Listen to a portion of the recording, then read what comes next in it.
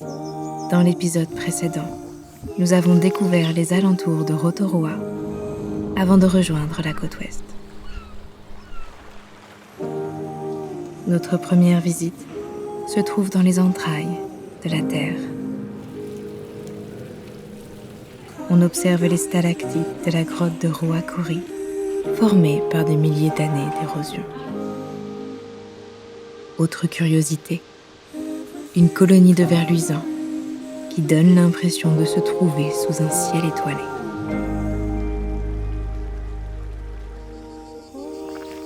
Et de retour en rando.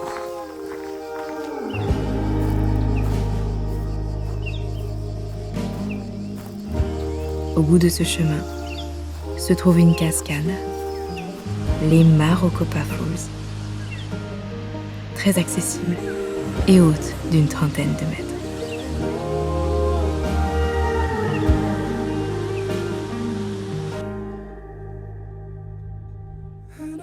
Arrivés tout à l'ouest, nous avons mangé sur un parking où nous n'étions pas seuls. Avant d'aller découvrir la toute première plage de sable noir de notre séjour.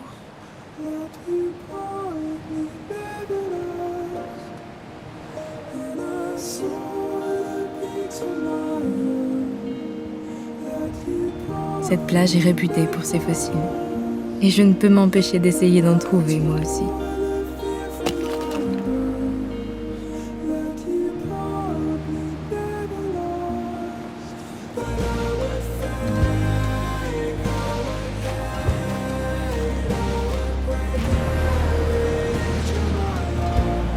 Quand le sable est bien sec, il prend ici une jolie teinte bleutée. Je voudrais bien vous le montrer, mais ça ne se voit pas sur une caméra.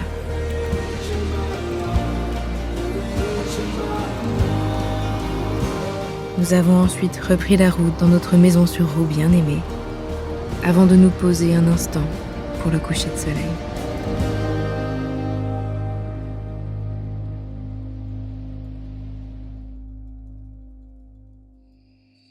En cherchant un endroit où dormir, on entend de drôles de bruits dans la forêt. Curieux, nous allons voir et découvrons un petit être qui grimpe dans un arbre. Cet animal est un possum.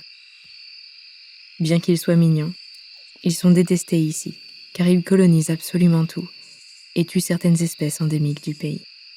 Pourtant, c'est à l'origine l'homme qui l'a importé pour utiliser sa fourrure.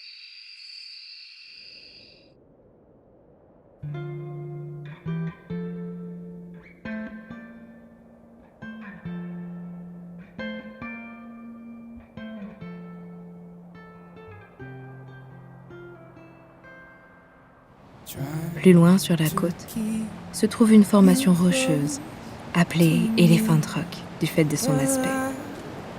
Et l'envie de traverser cette roche m'a très vite prise, mais l'eau m'a tout aussi vite stoppée.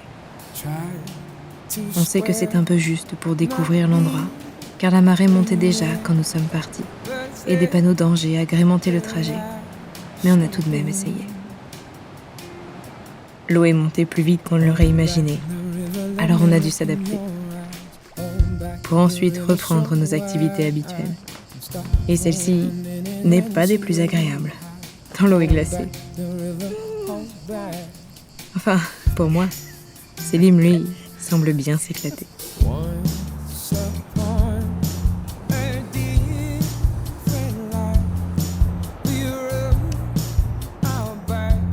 Une fois rechargé en eau, on se rend sur le dernier spot de la journée, la plage de Waipipi, où il faut rester attentif car la falaise est fragile et s'effondre régulièrement.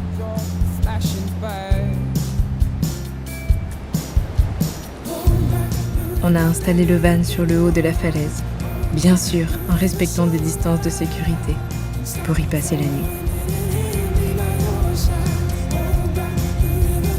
Il n'y a personne ici. On a la plage pour nous seuls. Et le soleil rend son exploration très agréable.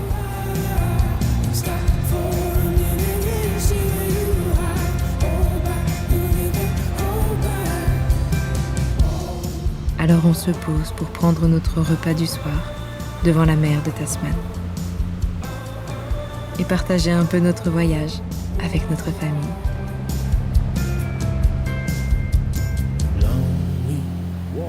Quand le soleil se couche, ce sont toutes les couleurs qui changent. Et le ciel se transforme en un magnifique tableau couleur pastel.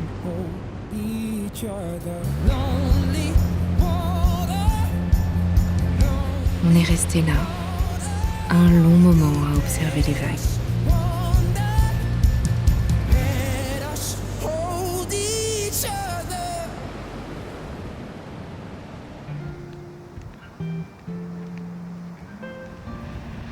Avant que la nuit nous invite à aller nous coucher.